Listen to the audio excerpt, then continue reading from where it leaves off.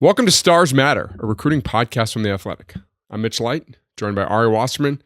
And just a note to our listeners out there, first of all, we appreciate you listening today. If at any point Ari gets a little more distracted than normal, it's a weekday in the middle of conference tournaments and hoops. Ari might have some specific interest in some college basketball games. Yeah. So we might not have our full Ari attention today. Is that fair to say, If Ari? you get a random F-bomb in the middle of the show, just forgive me. I do think that obviously I miss football, and football is always king, but I do think that the first week of conference championship or conference tournament week in college basketball is underrated, maybe one of the top 3 betting weeks of the year. Because we're in the middle of the week. It's noon. There's a lot of games on TV. It's just a great time. So we're going to talk about college football recruiting. But I have, a few things going on over here too, where I can check in. Okay, good. So sorry for the profanity in advance. Yeah, good show today, I think. We've got the number 1 player in the class of 2024, could be, possibly, maybe close to a decision. Another notable quarterback in the class is committed to a Big Ten school. We're going to spend some time discussing the story that ran Wednesday in The Athletic. Our staff ranked the 69 Power 5 schools based on recruiting potential, a fun project. Ari and I will dive into that. We'll talk about our own rankings. We'll defend if any of our picks need to be defended, Ari, that is. And we've got mailbag and we've got trivia. But Ari, I guess the story of the week in the recruiting world is Dylan Raiola, the number 1 overall player in the class, and obviously the number 1 quarterback, previously committed to Ohio State. A lot of Nebraska smoke in recent months. Visited LA last weekend and has, from our friends at 247, several of their recruiting analysts have put in a crystal ball for Dylan Raiola to USC. A lot of ways to go with this, but I don't know. Anytime the number 1 player in the country is about to make a decision or people think he's trending towards a school, it's news. I think I'm going to maybe make our producer Cam's job a little bit easier if he cuts a promo for this, but I don't know if there is a recruiting coordinator in the country that would take Arch Manning over Dylan Raiola. If you stripped all the things over it from a talent standpoint, is that heavy? Breaking news: Ari Wasserman, Dylan Raiola better than Arch Manning. Is that fair? Yeah, I mean, I don't know what it's going to turn out to this look like in 4 years. This is the man you called the most impactful recruit in the history. This is the Arch. You called him the most impactful. Yeah, because of what is his name and what that recruitment meant for Texas. I don't think that he's the best quarterback recruit I've ever seen. I don't think that he's a bad one. I mean, I don't want people to sit back and be like, oh, he thinks Arch sucks. I don't think he stinks. He has a chance to, do some really good things at Texas, and it wouldn't surprise me if he won a Heisman eventually. But when we're talking about raw talent or somebody who plays the position, with the upside of it, we've got people comparing this kid to a young Patrick Mahomes. And, I don't really get into comparisons, but his size and athleticism, his ability as a 2-sport athlete, the strength of his arm, all the measurables that make you a 5-star prospect, maybe not coming from college football or professional football royalty, but just in general, I think nuts and bolts, pure talent and athleticism, I don't know that it's particularly close. So, the thing that kind of stinks about this whole thing is, he's probably just going to end up at USC, and the drama of it's just going to be the next Caleb Williams is there. Lincoln, to me, that's, obviously the entire. Let me butt in there. Let's say he commits to USC because his family ties to Nebraska, and he's already decommitted once, and we know how this thing plays out. I mean, obviously, if he commits to USC, I would still say he's probably going to go to USC, but I would not close the door on Nebraska, and I have no knowledge of what's going on, what he's thinking. But because of those close family ties, Matt Rule is going to stay involved. So, sure, he could be committed for the next 8 months, but it's not over. I'm just mean if he goes to USC, me, that's the entire blueprint for what makes USC, what it is and what it's supposed to be under Lincoln Riley. And of course, that would be a huge get. And Phoenix has been a pretty lucrative place for, out of state recruiting for, some of the Pac-12 schools. So like it makes sense geographically, but like think about if the best player in the country went to Nebraska, how much better that would be. Like for everybody who's clamoring about parity in the sport and, new teams getting in the mix here. It's like, if you want Nebraska to be really good, this is the really good start for a new coach. Right. And there were some parallels being made to, Scott Frost's first quarterback commit and, what's it? Adrian Martinez. Yeah. That was kind of an apt observation. I think, he had but this is the number one player in the country, dude. Like, right. And I mean, you wrote about your mailbag this week. Yeah. What a great opportunity this is. Like if you're Matt Rule,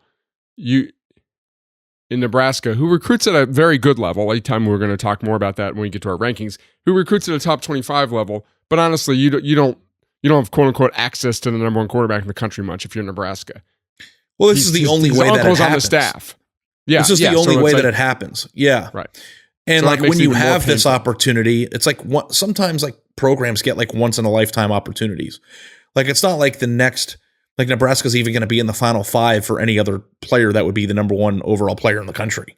So like when you have this sliver of opportunity, you always want to see the schools take advantage of it or cash in on that opportunity. Now, if Raiola picks USC, it's like you can't blame Nebraska for that. Like if I were a 5-star quarterback, I think without a shadow of a doubt, I'd probably pick USC. Like honestly, if you were one, there's no better place in the country to go. I mean, the track record of what Lincoln Riley has done is just unparalleled. And the fact of the matter is it's in a really cool place to go to college. So, Nebraska is going to really have to work itself maybe even more so than just, the family ties. You want to sell, building back up a place that means so much to your family. And like, I try to put myself in that position too. It's like if I were a athlete that everybody in the country wanted and I had deep family ties to a place, I might be inclined to do that.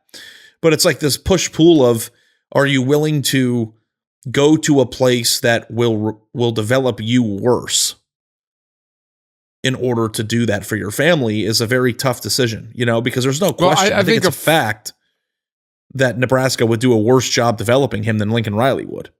But it's all relative. You're still going to a great school with great tradition, and it's not like his dad is the head coach of a MAC school, and he's like, we see that in basketball a lot. In fact, Antoine Davis, the guy who just came close to beating Pete Maravich's all-time scoring record, went to go play for his dad at University of Detroit when he was going to go to Houston. Matt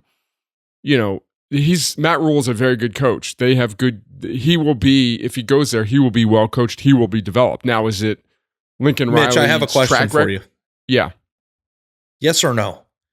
Would Nebraska do a worse job developing quarterbacks, regardless of worse who it isn't is, the right than USC? Word. Okay, Yeah, worse. Okay, let's say on a scale of 1 to 10. Let's say scale of 1 to 10. Let's say there's no perfect 10 in development. Let's say Lincoln Riley's a 9.5.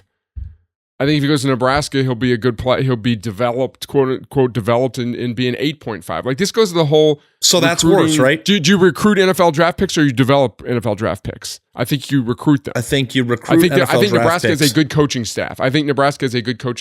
He's not going to a school who pays its quarterback's coach $35,000. These are big time coaches at a big time program. I'm not saying that Nebraska's coaching staff is trash. I'm saying that if it is even 1 point on the Mitch Light scale worse, and it were my talent that I wanted to cultivate, I would want to go to a place that put me in the best position to win a Heisman Trophy and to be drafted in the first round. And Anthony Richardson might be a top 5 pick, and he was, yeah. You're not understanding me. I understand. I'm not saying that there aren't success stories at other places that aren't USC. I'm saying that if I had a decision to make going into it, that I would choose the place that would develop me the best. And I'm not saying that you wouldn't be a first-round draft pick at Nebraska. The way you're framing it, like they would do a worse job. If he's as good as he thinks he is, he can still be the number 1 pick.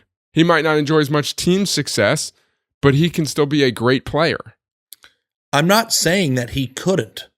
I'm saying that if I were in his position, I would go to the place that would do it the best. I think he could go to Miami of Ohio and be the number 1 overall pick. That's not the point. The point is I would go to the place that I know would do the best job with me. Like, it's not even a discussion. I totally understand what you're saying. I don't even think that Nebraska, I don't think that anybody would do better than USC. It's not a Nebraska thing. It's it's not an anti-Nebraska thought. It's a positive thought to USC. So, to me, I think that in order for Nebraska to land this kid, he has to value the family ties and the familiarity more so than his own personal development. And that's not to say, again, that he wouldn't be developed. Of course he would. Anybody could be a first-round pick if they're that good. But you would have to take a little bit from what your personal trajectory is. And I think that's not a debate. That's just a fact. Right? You can't go to a place that hasn't had a first-round pick at quarterback. Because they haven't had first-round talent at quarterback. I know, but are you saying that the only reason why Lincoln Riley is good is because think about how many 5-star prospects? No, he's a great college quarterback. He's a great college coach, and there's no doubt about it. So we're saying the same thing over fact and over. That USC is better at developing quarterbacks than Nebraska, regardless of who went to Nebraska. It's an undisputable fact. They've had better quarterbacks at USC to work with, or Lincoln Riley. It's not a USC thing; it's a Lincoln Riley thing. True, right? I mean, USC has a great quarterback tradition, but we're talking about Lincoln Riley. Okay, let's move on. I just want to say this last thing, Mitch. I'm sorry. Yeah. No, you has don't anybody apologize. Has anybody had a more dramatic transformation that you've seen than Jalen Hurts? And I'm not saying that's all Lincoln Riley, but I'm saying he went from not very good passer at Alabama to transferring to Oklahoma and being a Heisman Trophy finalist. He's probably the best argument. Now is one of the best quarterback in the NFL or top 5. Yeah, he's probably the best example for what you're saying, because he's a guy that played for 2 different schools, and sure, he matured and he progressed. But I mean, he was a great quarterback at Alabama. He was a good quarterback on a great team. I remember specifically watching a Mississippi State game once. I forgot if it was home or the road. I forgot what year. And just thinking, I don't have confidence that on 3rd and 12, this guy's going to make the pass 15 yards downfield into a tight window. And now he's one of the best quarterbacks in the NFL. He's also progressed a lot once he got to the NFL. Isn't it kind of crazy? And a lot of that's Jalen Hurts, too. I'm not just going to... Oh, yeah. What he did was Jalen Hurts. But sometimes this past season, I would watch that guy play. And I'd be like, this is the dude that got benched at halftime of the national championship game. And it's really hard to reconcile that. And it's if I were a 5-star prospect and I was sitting in Lincoln Riley's office or in his infinity pool in his backyard, all he would have to say is that. And I think that would be it for me. So, listen, I'm rooting for Nebraska here. I want new blood. Right. I want, I'm not trying to disparage them. I think if I were a quarterback, I would pick USC over Alabama. I think I would pick USC over Ohio State or other places that are going to have first-round picks at the quarterback position this year. I just think that would be the ideal place to go. And if Nebraska is going to win that, they're going to have to do a hell of a job pursuing him and pulling on his heartstrings for family ties and connection to the university. And that's going to have to outweigh the sales pitch at USC, which is indisputably better than what Nebraska could sell from a football standpoint. And we'll move on. But one thing, too, and not to get all psychological about this, and if you're Nebraska, you want him on the dotted line, however you can get him. But also, if you're Matt Rule, you don't want to he doesn't want to go there for the wrong reasons and guilt him into going there and just going there to make his family happy. Because then he'll get there and he's not happy. It's and I think that's where they can sell the entire package of Nebraska. And, and the also thing, too, is he could go to USC and Malachi Nelson might stay an extra year or he could transfer back. If he ever were to transfer, Nebraska would probably, because I think Nebraska is an excellent place to transfer to anyway, regardless of ties. So, if he transfers, that might mean that it didn't go the way that we thought it would. But maybe it did. There have been great quarterbacks who have transferred, and hell, Caleb Williams. Isn't it 30% of the first round draft picks at quarterback in the past 4 years have been transfers? I wouldn't surprise me. I don't know something like that. 66% of stats are made up offhand, but it seems like that would be the right number.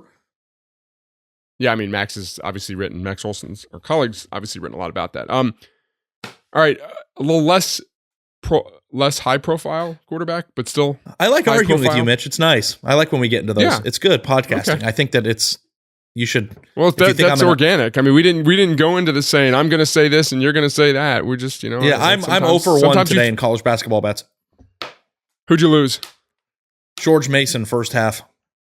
Okay, how many coaches can you name of teams you bet? I couldn't name 5 players in all of college basketball, but I follow a system where somebody sends me plays.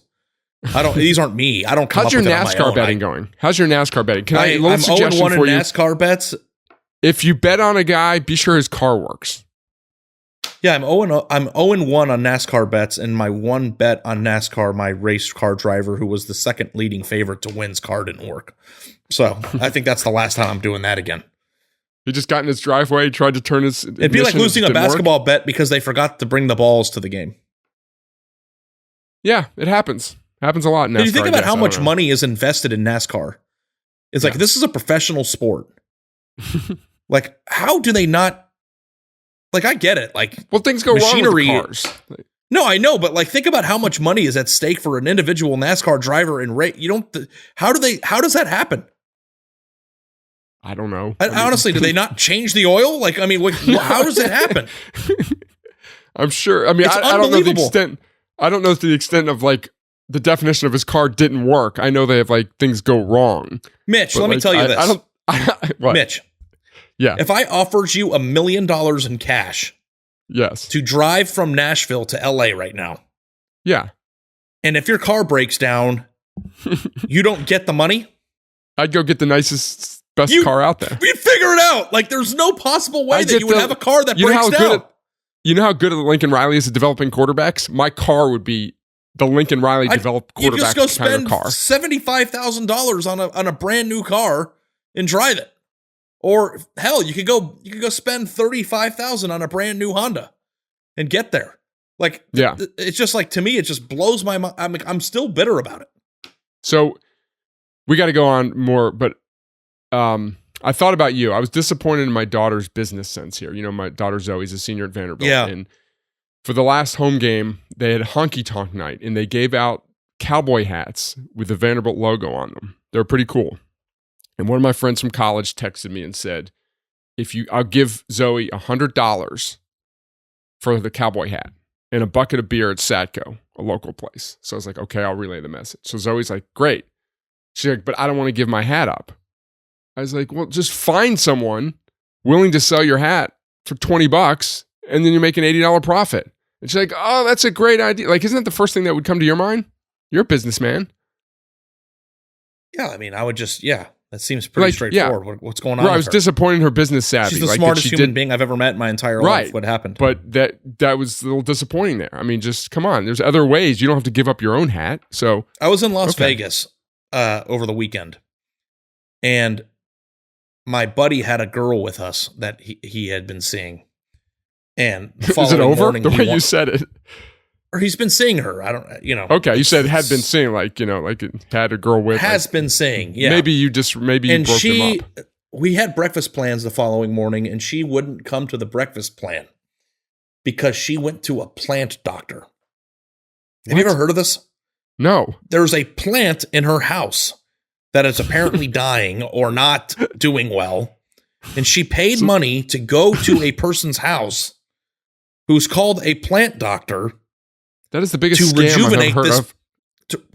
But apparently it's a real thing. Would they put water on it? Is that what you do? You show up and you put water? I didn't go to medical school. I don't know what they do. But she told me that the plant that she bought for $20 is now worth $80. Okay? And I was like, that's a 400% increase in value of this plant. Let's scale this shit. I mean, it's like I was ready to buy 1,000 $20 plants. She bought a 3-star plant and now has a 5-star plant. Yeah. And like, I don't know why it's 80 now instead of 20. I don't even know if she's full of crap. I don't know. But like, the first thing that anybody ever says, like, my first thing is like, let's figure something out here on a way that we can flip this thing. Right. I'll flip a plant. You'll flip a cowboy. Well, Zoe will flip a cowboy hat. Yeah, there you go. All right. Marcus She's going to law school, not business school. So yeah, true. Marcus Davila. I guess it's Davila when you say Davila. Yeah, quarterback from West Texas from Midland, had been committed to TCU, recently committed to Purdue. He's on 3 and Rivals have him as a top 50 guy, both number 14 overall. 247 has him at number 22 quarterback. So a little differing opinion. I'm sure he'll be evaluated. He'll go to camps and all that stuff. But this one just jumped out to both of us. A kid from West Texas going to West Lafayette, Indiana to play Purdue. There's a connection, I guess. Graham Harrell, Texas Tech quarterback, I believe from West Texas, is the offensive coordinator there. First of all, I just always find quarterback commitments and anytime you're fascinating because it's kind of the dominoes are falling and all that stuff. But this one just, you agree with me. It was just kind of like, oh, that's kind of interesting. Yeah, I'm talking to his quarterback coach this afternoon. So I'm going to try to figure out what's going on there. But the Graham Harrell situation of how they found a kid from Midland, kind of makes a lot of sense there. Is Midland the city in Texas that's most like West Lafayette? Is like Midland is Texas? Is it the West Lafayette of Texas? I don't know. I've been to West Lafayette. I've never been to Midland. I've been to both places. I don't know if Midland. What were you doing at Midland? Just driving through? Driving through, yeah. Yeah. I went to a Cheddar's there. You ever been to Cheddar's? No, I know what it is. It's like a Cracker Barrel, right? Chili's type place. Yeah. Okay. But yeah, and I went by the Permian High School too because I liked Friday Night Lights. But yeah, Midland, Odessa are like right next to each other. So well, I don't think they're right. I think they're next to each other, but they're far away. I believe because it's like West I think Texas. They're like 20 minutes from each other, right? Midland to Odessa. Your geography, you might be right here, but your geography track record is all right. 20 miles, 28 minutes. You're right. Yeah. How is 20 miles, 28 minutes in West Texas? Like I think you can go. I think it's because you could. Yeah. It's on the interstate, so it is funny to me that whenever you type in when you type in a place, it takes you to the Capitol building. Like if you were to like type in center of town, like if you just typed in Memphis into your GPS to drive from Nashville, you would like wind up at the Capitol building for Memphis or the government building, whatever. I didn't know that. So it's probably 28 minutes because it's government building to government building. Yeah. Okay. But if you're driving on the highway and from exit to exit, it's probably only 20 minutes. Yeah. So there are 8 top 100 quarterbacks in the 247 composite. Only 3 of the 8 are committed now. Julian Sayin, number 2 to Alabama. DJ Lagway, the number 3 quarterback who you wrote about, to Florida, and CJ Carr, number 5 to Notre Dame. So still, obviously we've talked about Dylan Raiola. Still some quarterback dominoes to fall, but we're still relatively Jaden early. Davis is interesting. I wish I were. Yeah, we talked about him a lot Grace. with Austin Meek last week. If I were Grace, I would try to get there. Yeah, I hope she's listening because that would be a story. Well, she's not listening right now because we're not live, but we're not. Hopefully she's. All right, let me take off my shirt then. Yeah. Well, I mean, there still might be a camera on us, but we're not live. There's a difference. People could still see. Okay. You okay? Yeah. Okay, right, I'm putting it back on.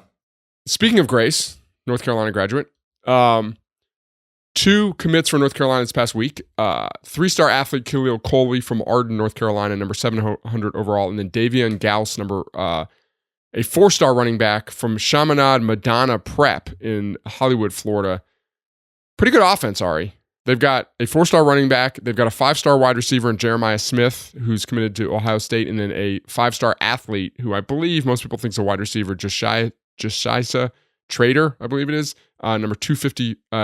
So Goss is number 254. So pretty good offense there. I don't know if the offense coordinator is there, but easy to dial up some plays. That Jeremiah Smith kid, who might not end up at Ohio State, is apparently like the most advanced receiver ever. Like, go watch his tape. Yeah, I've heard he's like small insanely too, right? good. I think he's I don't think he's small. No, okay. I thought tall and skinny, but maybe I'm confused with someone. No, he's like the perfect specimen. He's 6'3", 200 pounds. Okay, that's kind of skinny for. No, maybe not. Maybe not. You know how 247 does a comparison?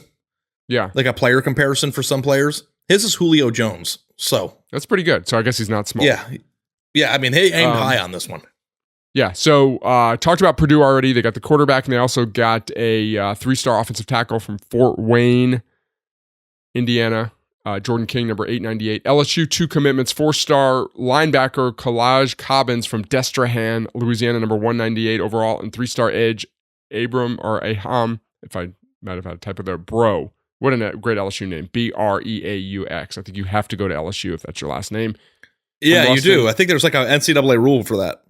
Yeah, and then here's a big one. Penn State 4-star cornerback Kenneth Woosley from Imhotep in Philadelphia, number 366 overall. But that is a school that obviously Penn State has made they are trying to recruit Philadelphia better, and that's one of the great schools, talent-producing states. So that's a significant, now it's a good player, but just significant for them to get a guy like that over the Ohio States of the world, Notre Dame or Michigan, whoever might be recruiting. Also, Penn State's doing a hell of a lot better in Philadelphia than they had been previous few years. And I'm sure that that Audrey is either working on or has written a story about that. But like Philadelphia and Penn State was kind of a weird, they couldn't get anybody in that city type scenario for a while, and they've been doing much better at that. So props to Penn State for the improvement there. Back to Nebraska, Audrey, Mitch Sherman, our Nebraska writer, is going to be working on a story too. Matt Rule, who obviously played at Penn State, coached at Temple, is making a big push for Philadelphia as well. So that's kind of interesting there to monitor. He's working on that. He's working on that. It's on his to-do list. Yeah, I love those stories. Like why? Like I don't know why. Like, well, that makes sense because he went to Temple, and that's he knows. He knows the staff there. I mean, he knows the high school coaches, I'm sure. I don't know where he's from. I think he's from New York State, but he was a walk-on at Penn State. Did you see Ohio State got a commitment today? Did you see that? I didn't know. 3-star interior offensive lineman Mark Nave from Toledo, number 520 overall. Nice. In-state offensive lineman. Still working the Armstrong. We talked about the Armstrong twins from Cleveland St. Edward a couple weeks ago. It's obviously a key position for Ohio State. Well, more so that I think they've done a pretty good job with the interior linemen. It's the tackles they're trying to get more of the top 100 5-star guys. So we're starting to see, I don't know if it'll slow down again, Ari, but we're starting to see the past week or two, maybe 3 weeks, there's been some more commitments after a lull. There might be another lull coming up because we've got the camp season coming up. We'll see a lot of probably changes in the rankings, especially the quarterbacks as these guys hit the camps. I know we've had the Under Armour camps. Grace and Manny have written about Under Armour camps in Atlanta, IMG, and Orlando. You're going to one. Where is it? Just Dallas? It's in Arlington. Okay. Sam Kahn's coming up to go to it too. Oh, good. It's going to be like last year. There were like 15 or 20 Division I prospects there. So, it'll be cool to just kind of hang out and watch the drills and talk to some of these guys, get their parents in the stands and all that. It'll be fun. Yeah, and I can't tell you how much my favorite thing to do is go watch camps. Is it? Are you kidding? You love camps. There's other things I like to do more for real, but it's a nice experience to get out there and be near these guys. Well, in all seriousness, it is. You get to see these guys. Like I talk about recruiting basically, from the confines of my home office in the bonus room. Like, not that you're a talent evaluator, but talking to you and Grace, like you guys. No, you get a feel for them. Like I'm not a talent evaluator, but I saw Deuce Robinson in person last year. I was like, holy that's crap. what I mean. Right. Yeah. So like Grace has made the same point, like in her story, like Deuce Robinson, he just got, you put in your mailbag, this dude's ready to play. Like that's the advantage of going out and seeing these kids in the camp setting. Is you're going to see how they throw the ball, the physicality, all that stuff. So it's definitely great for you guys to get out there. Do you know what I think is kind of odd? A lot of things that the are kind of odd, but Elite 11 doesn't have a regional in Nashville. They did during the pandemic, right when we first started working together. It was actually in Murfreesboro. I always thought like Nashville would be the perfect place because there's a lot of connections and ties there. Maybe not Trent Dilfer's the head coach somewhere else now, but at UAB. But it's where is there one anywhere in the South? Like there, LA in March 26th. April 16th in Austin, which I'm going to try to go to. Orlando, Ohio, Eugene, Oxford, Mississippi. I don't know how far away that is from Nashville, but it's probably 7 or 8 hours, right? You got to. You're on such a good run of geography. You're one for one in this pod. It's like 4. Well, isn't Memphis like 3.5 hours away from Memphis? Nashville? Is 3 hours from Nashville, and Oxford's another hour. But you can go other ways too. I thought that Memphis would be like 2.5 hours. Memphis is exactly 200 miles from Nashville. Yeah, basically. I've driven from Downtown. Nashville to Memphis a lot in my life.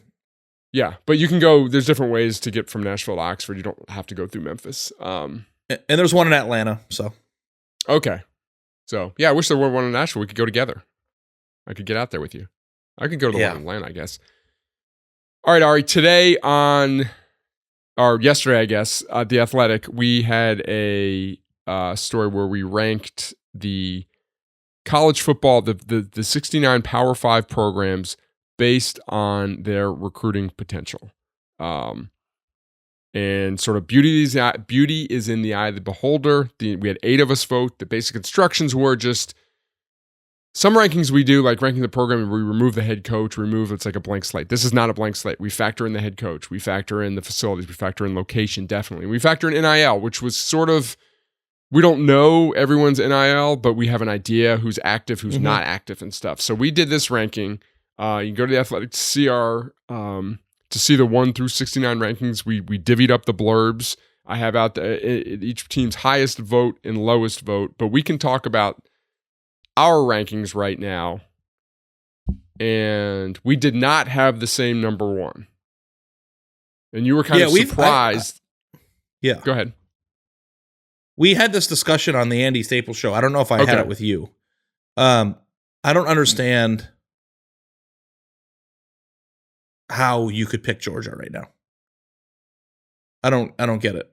So explain to me why, if you had to pick number 1 team, factoring coaches, how you could pick Georgia number 1. Okay. Like, it's not the biggest deal because Georgia's clearly number 2 if they're not 1. Right. But I want to know what your rationale was for that. Okay, I wrote the Alabama blurb, even though I had Georgia number 1, just the way it worked out.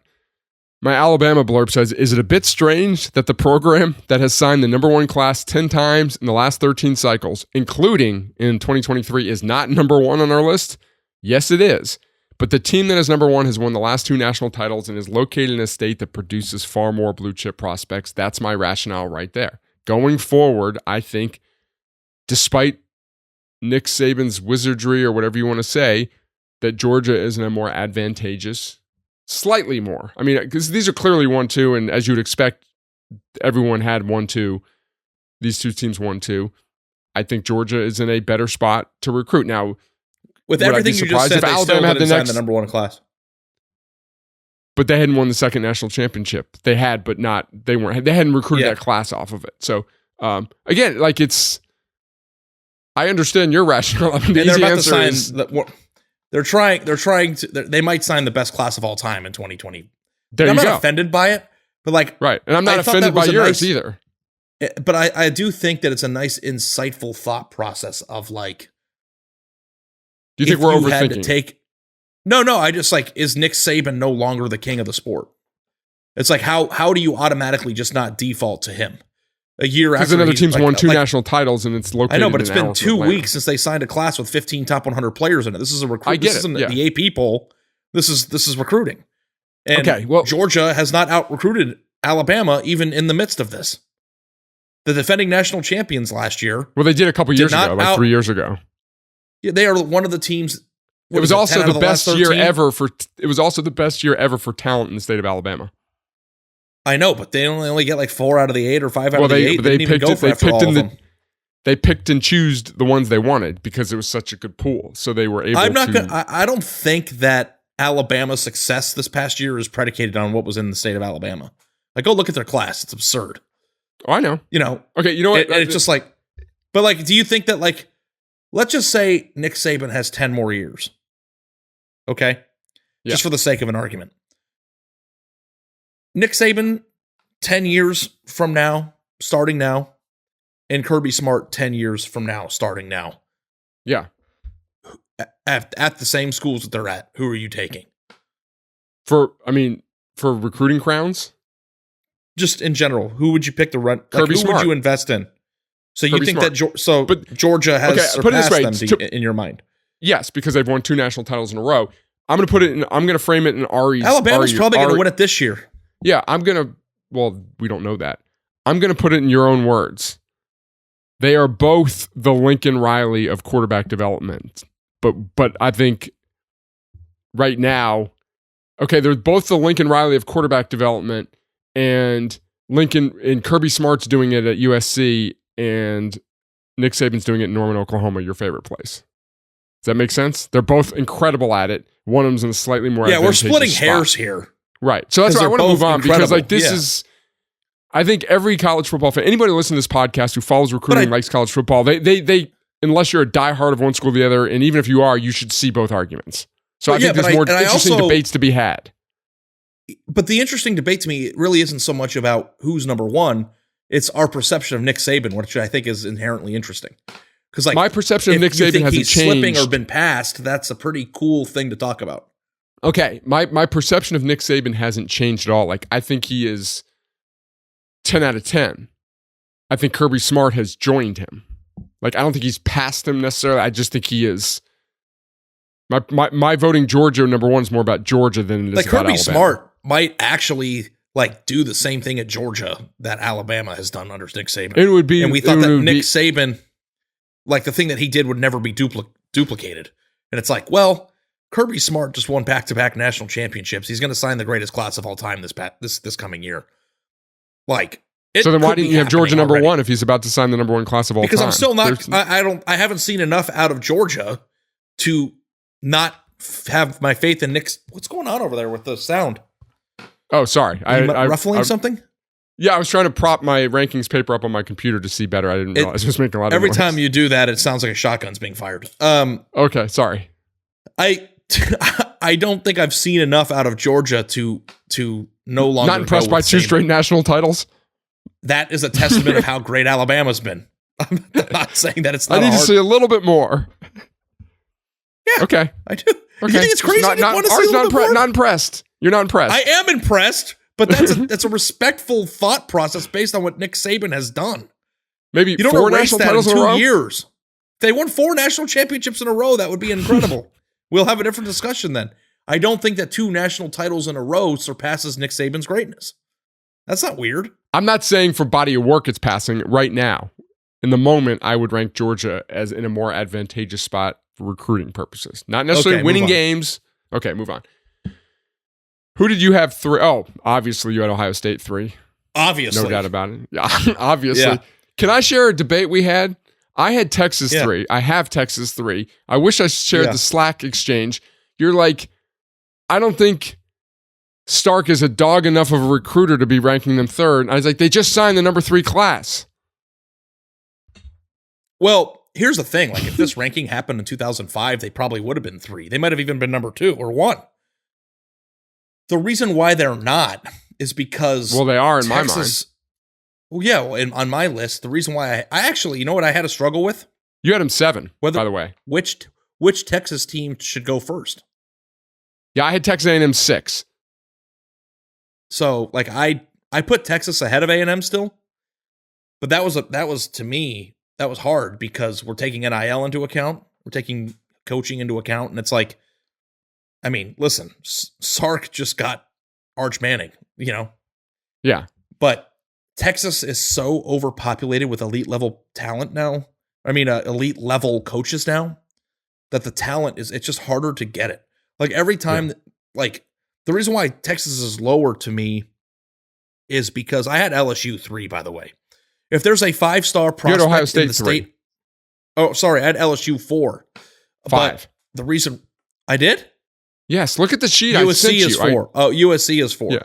Yes, I gave you this list. Actually, you have me second guessing my thought process here. Well, let me back up. I want to say this. You said everything. This is tough, and this was tough. This whole thing is tough. I did this rankings. I spent a lot of time, but it's the type of thing. If I would have started a day before, I might have had different rankings. It's whatever you're thinking at that time. And also go back too, we ranked them before we were able to talk them out with somebody. So that's true. But the reason why I had Texas lower than I typically do is because if there was a 5-star prospect in the state of Texas, it is not a foregone conclusion that player will be a Longhorn. Whereas a 5-star prospect in Louisiana, who isn't Arch Manning, goes to LSU 9 times out of 10. Maybe even, 99 times out of 100. A 5-star prospect in the state of Ohio, though there aren't as many in Ohio as there are in Texas and Louisiana, is going to Ohio State.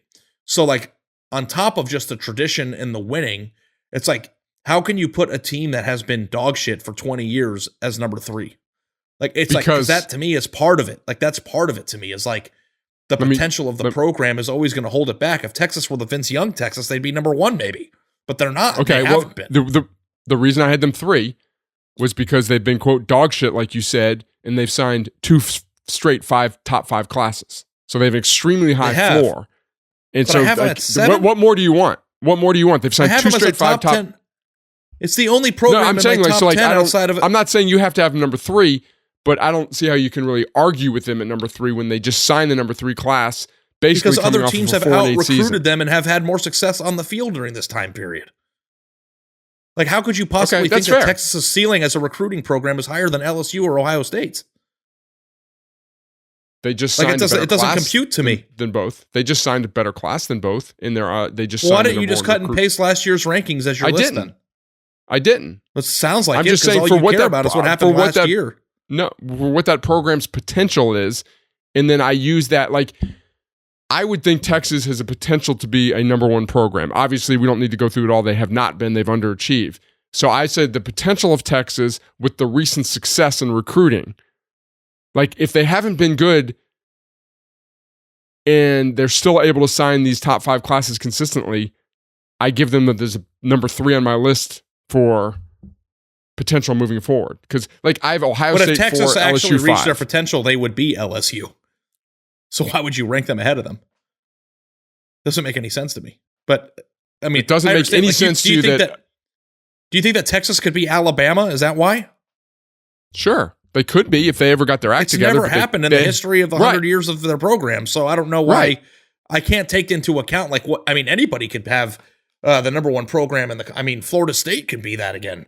If you really want to like think about the ceiling of, but like you have to take into account the 100 years. But we're not talking about Michigan and its potential, and they haven't recruited that level. We're talking about a program that has recruited that level recently. So that's why yeah. And Texas is a very good recruiting program, but I think putting them at 6 or 7 is an illustration of that.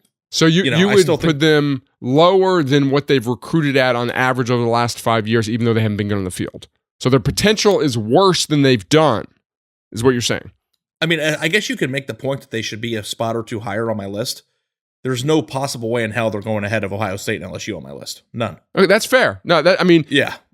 Tiers, I think other people voted differently, Ari, but we both have, Georgia and Alabama are in a tier by themselves, and I think as recruiting programs, I think Texas, LSU, well, no, I don't know what the next tier is. To me, it's Texas, Ohio State, and LSU are my next tier, then a gap, and then Texas A&M, USC. USC is interesting because of their location. You know what I love about this discussion? What? We could spend 2 hours on this, Yeah, Mitch. Yeah. And then LSU fans are like, yeah, Ari. It's like depending on who you root for, I guess your perspective changes. And like, listen, this is a debate. It's all hypothetical. Like, it's hard. It's a really hard thing. But Texas has also had down years too during their average. Yeah. Their averages. So, they've had down years in their recruiting output, and LSU has been fairly consistent. So, right. I think USC is one of the most interesting ones that you have 4. I have 7. What was our consensus on USC? Was 6 because the location's obviously great. Their recruiting history, but they haven't quite figured out. Well, not figured out. They figured it out. They just aren't doing it. They're not playing the NIL game for like recruiting purposes. They're doing a good job in transfers. But they've also had to, can I use an Ari word? They've had some dog shit classes recently, mostly because of transition years and not signing many guys. Like when they sign guys, they're usually pretty good. It's just they're not signing big classes. So I think USC and Miami, and I've got Miami 8, you've got Miami 6, were interesting because they're kind of those traditional powers in great spots. One's very active NIL, one's not. One had a great season on the field, one did not. So it's just like those are always going to be. I didn't take NIL into a huge account for everybody, but it did play a factor for the programs that are currently winning the battle right now. Like, I didn't think about Texas's NIL strategy when I was ranking Texas, but I thought about A&M's, right? Like, is that fair? Yeah. Because A&M has shown... we just know more about A&M's. Like, more of a willingness to participate in that space. Miami was boosted on my list as a result of that. And mine too. Geography and NIL together, with people who were ready to pay or willing to pay, I think, boosts them up a little bit. And I think that my list would look differently if NIL did not exist. Yeah, if we did this 2 years ago, this would have been more. It would have been easier to do because we don't really. It's very difficult to how much do you factor in NIL. Yeah, if we did this 2 years ago, Miami would not be number 6 on my list, and they would not be number 8 on my list. Okay, here I'm just bouncing around, so cut me off if you want to talk about something else. Yeah, go ahead. The most interesting one to me was Colorado. Mm-hmm. Because we got glimpses of what Deion can do. Cormani McClain, Dylan Edwards. They're not very active in NIL right now, but they've got a lot of other things to sell. I had them at 19. You had them at 15. I would have had them literally in the bottom 5 a year ago. And now their average is, they were one of the most wide ranging. I think we had them at, I'm scanning here, and we had them at 21. They had a vote as high as 4 and a vote as low as 35. What was your rationale for having Colorado at 15? I just think that Deion is going to be recruiting at a top 15 clip while he's there. Look, I mean, my rationale is 100% tied to Deion. And if Deion didn't go, if he wasn't there, then they would be in the top. They would even be in the top 40, top 50 even. They'd be in the bottom 5. Yeah. Don't you think? So, for them to be 15, I just the thing that I think is interesting about Deion Sanders is the everything, the thought process of how long the novelty of the Deion experience, how long that's going to take him. How far can he coast off that? And he might coast on it a long time if the Deion experience means Colorado wins the Pac-12 in 2 years. But if they stink in 3, or they're still a 500-ish team, I'm very curious, if Colorado is going to descend back into the bottom, because a lot of the Deion stuff is hype, and hype gets replaced by rational thinking when the results don't match what the hype indicated it should be. So this was kind of a gamble pick, because right now I'm all high on Colorado. If in 2 years Colorado stinks, then I might think completely differently about it, So, but there's no question that Deion Sanders puts Colorado into high schools, into doorways that Colorado couldn't walk through in a million years without him as the head coach. And I think that having a dynamic personality as the head coach is one of the most major battles of being a good recruiting program.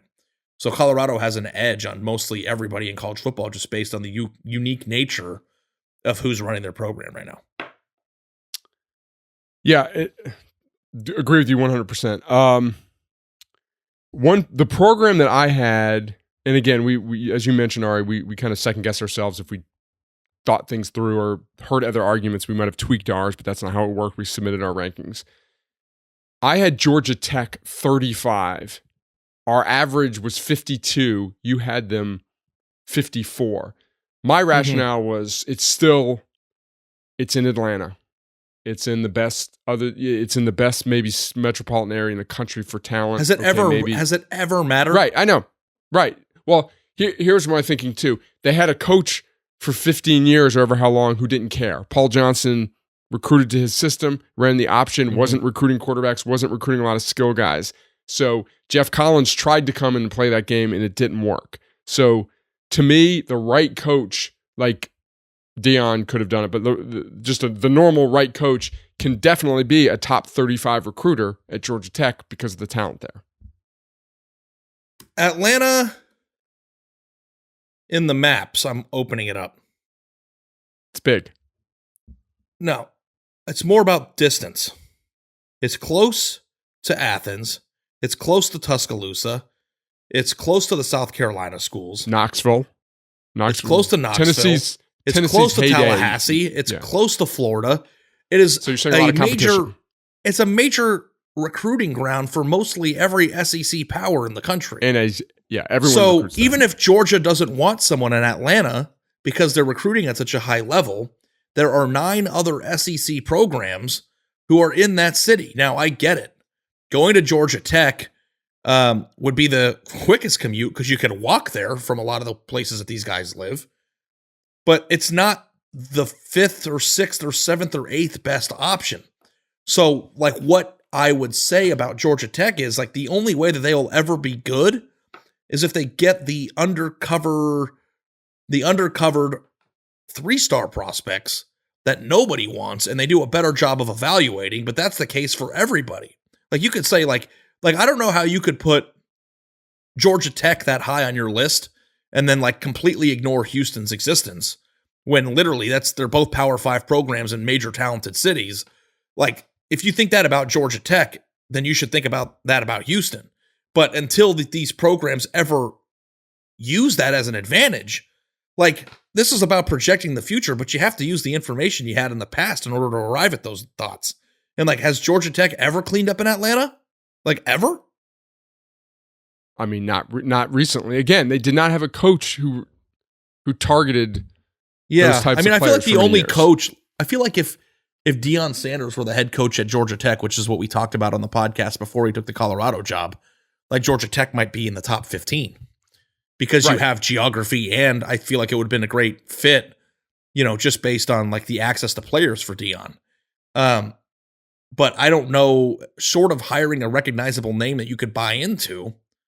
I mean, like, Jeff Collins put the area code on the helmet and, had the hashtags and all that stuff, and it didn't work. So to me, like, it's just, like, not there, until you can hire a coach that can, like, capitalize on it. But I don't know if Georgia Tech's ever going to be able to hire that guy. Right. Deion Sanders is kind of a one-of-one type coach as far as changing a team's recruiting profile. I think someone like James Franklin could recruit very, very well at Georgia Tech. Yeah, or, like, maybe the thing that Deion Sanders did is, listen, you're right. Deion Sanders is not one of one. There are a lot of really good former athletes that are trying to be that, like Eddie George is at Tennessee State. Ed Reed is coaching now. No, he's not. But he's not? No. Bethune Cookman did not hire him. Oh. I did not know that. You don't remember that? Yeah. He kind of went off on him publicly. Oh, I thought that was after he got the job. Well, it was after he did get the job, but nothing was official. No contract was signed, so they moved on. Oh, I didn't see that part. Well, excuse me. I did not know that, so I am sorry. That's from the movie 40-Year-Old Virgin. If you watch it, you'll know what I'm talking about. It's probably been. But I do think that Deion Sanders, his personality matches the flash of him as a player. So I do think that there is something extra to him. But if I were Georgia Tech, I would go find the most famous athlete that ever came out of Atlanta, put him as in charge of the program, and let him fire away the way that Deion does. Like I would try to duplicate that somehow, because hiring random dude who is going to say he's going to own Georgia but isn't the path there. I think they've got to do something special.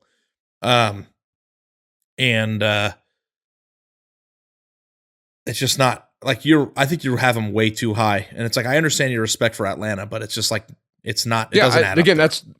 That's one of the ones that I think I'm not going to say whiffed. If I had to redo it, they'd probably be in the low 40s for me, but I still think highly of their potential.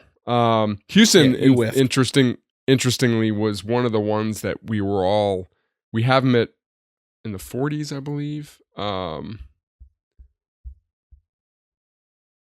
No, this isn't good podcasting.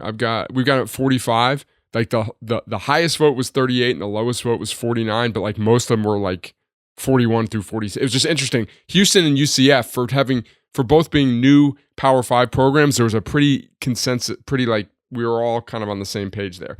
Do you know who you had last? I do think that there is a theory versus application issue here. It's like, in theory, a team that's in the Orlando area or in the Houston area has the proximity to talent, but like there is a long-term building process that still needs to happen. Like you're not. They're Power 5, but they're not Power 5 yet. Like it's not Power 5. Even if they are, the conference isn't. Right. They don't have the brand. It's not like they're in the same conference as Texas and Oklahoma anymore.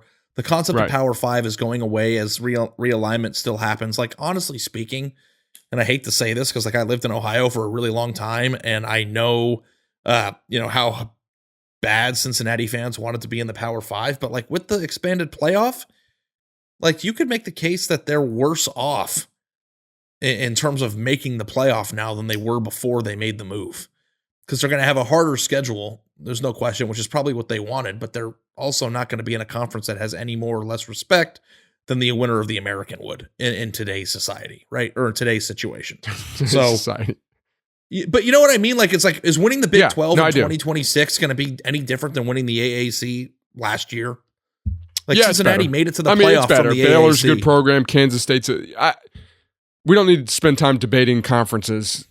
But I'm just saying, like, to me, I slightly disagree.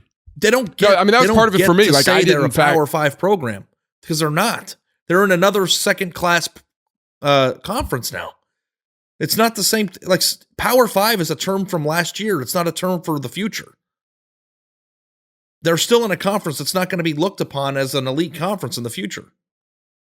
But they're in a conference that's better than the one they were in. Let's be honest. Yeah, that's true. But better isn't putting them in the top 30 on this list.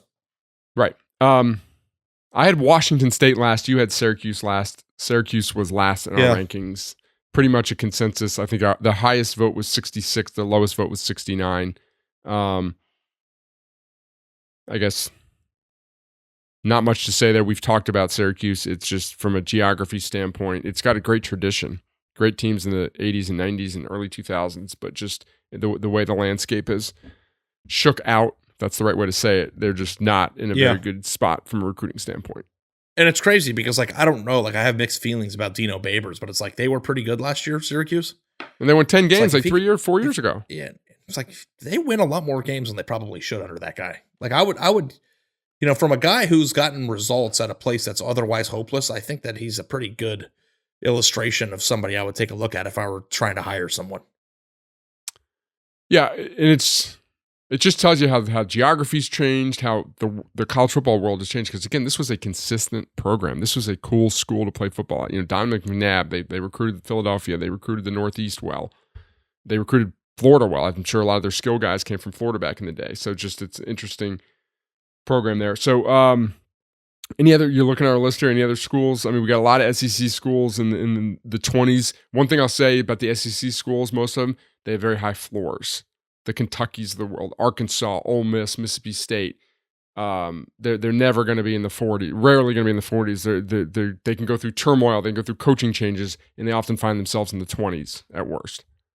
Yeah, I mean, the thing that stood out to me the most when I was reading it, or one of the things, and like we don't have Grace on, but she ranked Oregon 4, and I'd like to know, like, will you tell everybody like what her thought process was there? And we both had them at 11. Do you think they should be higher?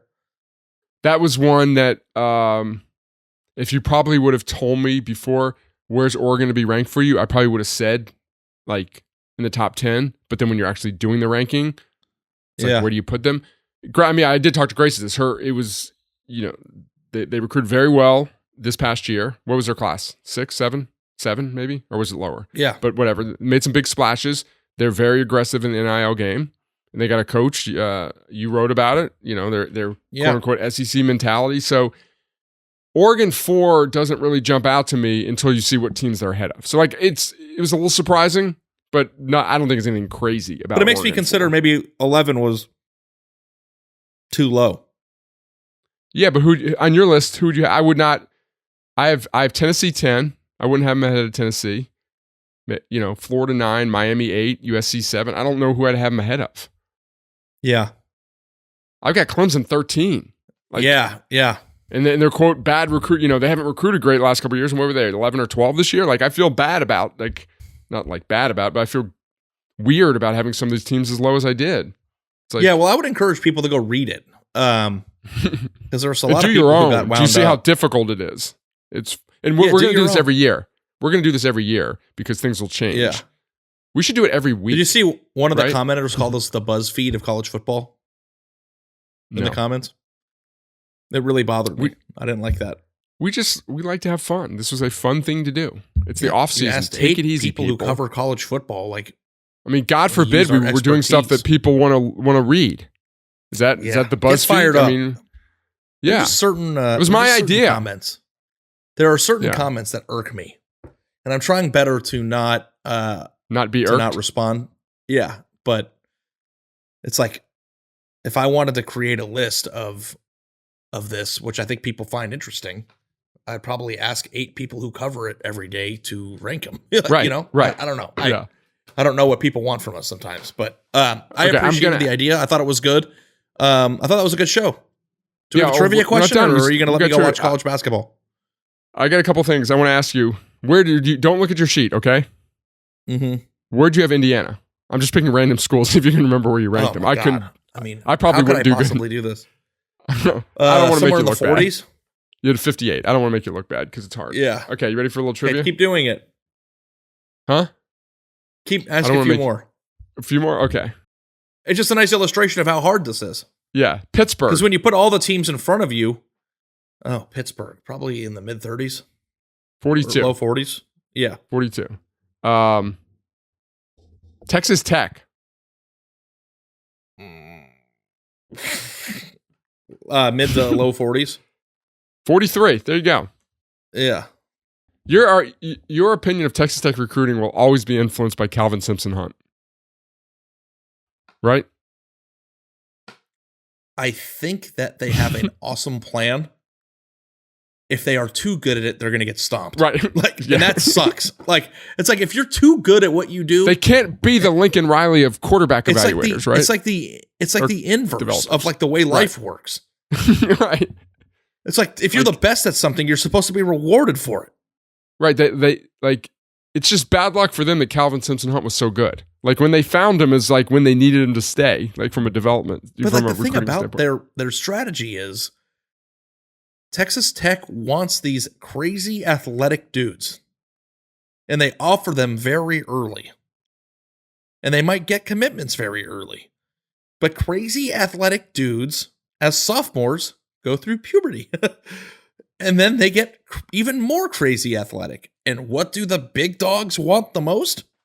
Crazy athletic post-pubescent studs. And it's like, if you get that commitment and then Ohio State comes, or Florida, or Georgia, you're screwed. It's like you almost have to root for the regression or a late bloomer. And even then, when they get to college, they can transfer. Well, I've heard college basketball I don't even know what you say this. I know a college basketball coach who had a commitment and was watching his guy over the summer. And the kid at an AAU tournament. A bunch of coaches were there, and the kid wasn't playing well, and he was psyched because he knew how good he was, and he didn't want him playing well. You almost got to root. I mean, I wrote about that with Mizzou, and they got Tyler Macon that one year, and that didn't turn out to work out. But it's like they're almost rooting for them to fail when they're in high school because they know if they're too good, you're rooting for an injury them. that doesn't have long-term effects on the kid. Yeah, basically. It's like, I hope I can get somebody when they're a junior, and then they just tear their ACL in their senior year, so nobody notices how good they are. It's like a really uncomfortable position to be in. It's like, I love their plan. Great plan. Don't be too good at it. Yeah. I just don't know in theory if it's an executable plan long term. Yeah.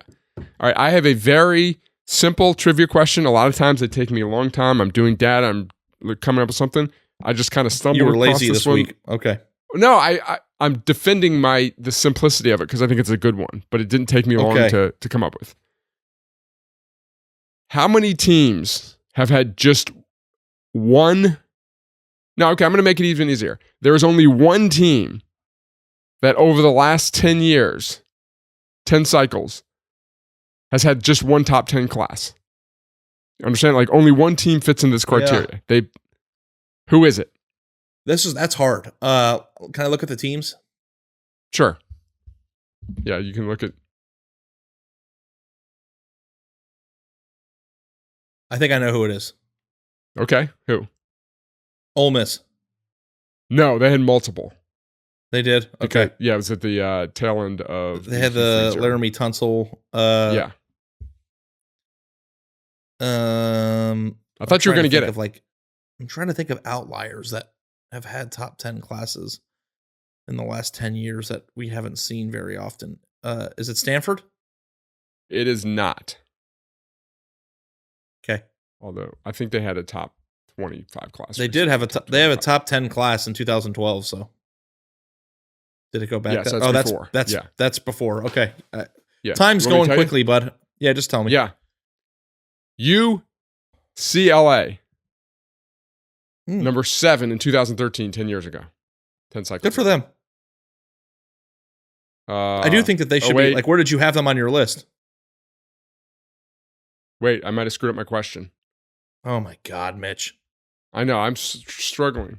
Because if I'm including the 2023, 10 cycles would be 2000, it would go down to 2014. Maybe I just wrote down the year they had it wrong. So hold on a second. But UCLA, we didn't talk about UCLA earlier. That is one of the more UCLA is the top 30 for me. So okay, my question is null and void. They had a top, so no program has had only one top 10 class over the last 10 years. I apologize. Okay, well that's a cool stat. You want to hear a fun stat that's not wrong? Wait. You know what the answer is? What? I didn't have to tell you this. I'm gonna make you look good. The Ole Miss Rebels. When I recalibrated my last 10, they had one top 10 class. So you were right, Ari. So I nailed it. You got it, baby. Yeah, I knew they had that one great class. I didn't know that they had another top 10 class. Look at me. God, I'm awesome. They had the number 8 class in 2013, which is before 10 years, was 11 years. And then they had the number 5 class in 2016.